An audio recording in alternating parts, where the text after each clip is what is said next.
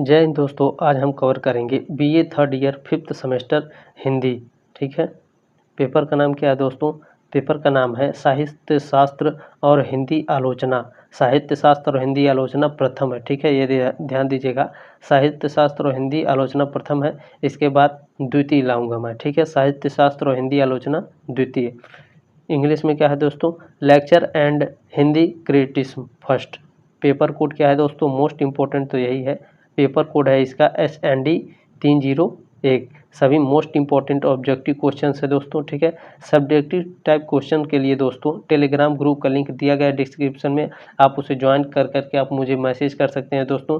आपको जिस भी सब्जेक्ट का UPH चाहिए मैं आपको फ्री में प्रोवाइड कराऊंगा। ठीक है, पूरे यूट्यूब पर GK GS वाला एक ऐसा चैनल है तो जो आपको फ्री में UPH प्रोवाइड कराता है किसी भी सब्जेक्ट का। ठीक है, चाहे आप मैसेज कर सकते हैं मुझे टेलीग्राम ग्रुप पर, डायरेक्ट मैसेज कर सकते हैं या फिर कमेंट बॉक्स में कमेंट कर सकते हैं। ठीक है दोस्तों, और जो लोग नए हैं वो सब्सक्राइब कर लीजिए ताकि छठे सेमेस्टर में भी वो मेरे साथ अच्छे से जुड़े रहे दोस्तों। ज़बरदस्त तैयारी करेंगे।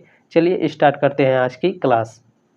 पहला प्रश्न कह रहा है दोस्तों, राजशेखर ने अपने ग्रंथ काव्य मीमांसा में काव्य शास्त्र को किस नाम से बताया है?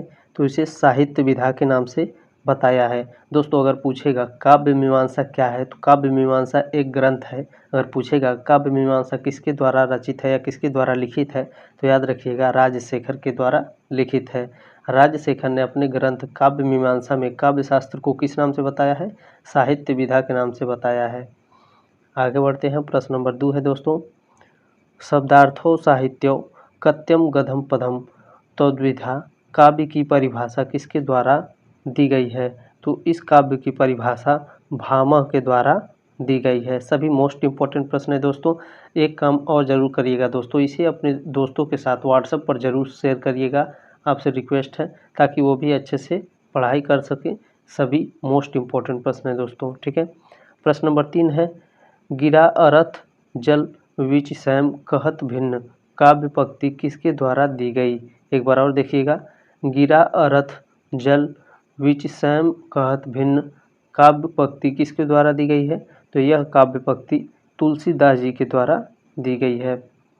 आगे बढ़ते हैं। प्रश्न नंबर 4 है दोस्तों, असत्य कथन छांटिए, इनमें से कौन सा असत्य है हमें पता करना है। तो दोस्तों आचार्य दंडी ने अभिष्ट अर्थ को संक्षेप में प्रकट करने वाली पदावली को काव्य कहा है। तो क्या ये सही है या गलत है, यानी सत्य है या असत्य है? तो ये सत्य है दोस्तों। ठीक है, शब्द और अर्थ का स्वभाव ही काव्य माना, ये भी सत्य है। ठीक है, आगे बढ़ते हैं। ऑप्शन नंबर सी है, गुणस अलंकारों से सुसंस्कृत शब्दों को काव्य कहते हैं, ये भी सत्य है। ऑप्शन नंबर डी यानी असत्य होगा दोस्तों। दोष रहित शब्दार्थ जो गुणों से युक्त काव्य कहलाता है, ये असत्य है। ठीक है, आगे बढ़ते हैं। प्रश्न नंबर 5 है, प्रतिभा अपूर्व वस्तु निर्माण समता प्रज्ञा, यह कथन किसका है? एक बार और देखेंगे, प्रतिभा अपूर्व वस्तु निर्माण समता प्रज्ञा, यह कथन किसका है? तो यह कथन है अभिनव गुप्त का। ऑप्शन नंबर ए सही है। प्रश्न नंबर 6 है दोस्तों, वाच्यवाचक मिश्र शब्दात्मा काव्यम किसकी युक्ति है? वाच्यवाचक मिश्र शब्दात्मा काव्यम किसकी युक्ति है? तो यह आनंदवर्धन की युक्ति है। ऑप्शन नंबर ए सही है। काव्यम ग्रामालंकारात् किस आचार्य की युक्ति है? तो यह आचार्य वामन की युक्ति है। दोस्तों अगर आप चैनल पर नए हैं तो सब्सक्राइब कर लीजिए ताकि छठवें सेमेस्टर में भी आप हमारे साथ जुड़े रहें अच्छे से।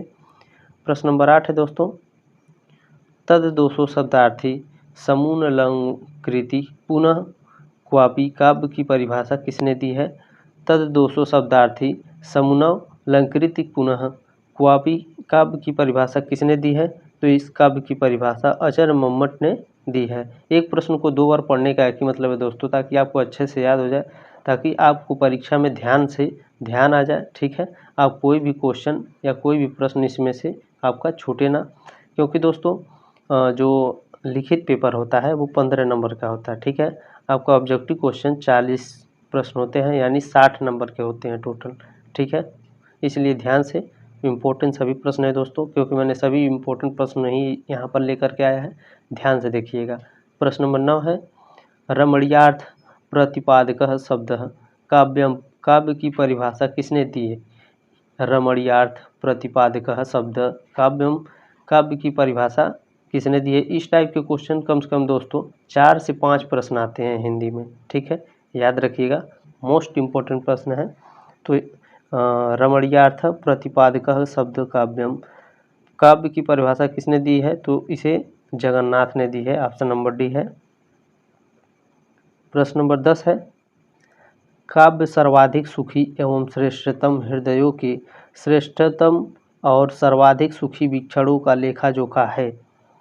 काव्य सर्वाधिक सुखी एवं श्रेष्ठतम हृदयों के श्रेष्ठतम और सर्वाधिक सुखी वीक्षणों का लेखा जोखा है। किसका लेखा जोखा है दोस्तों?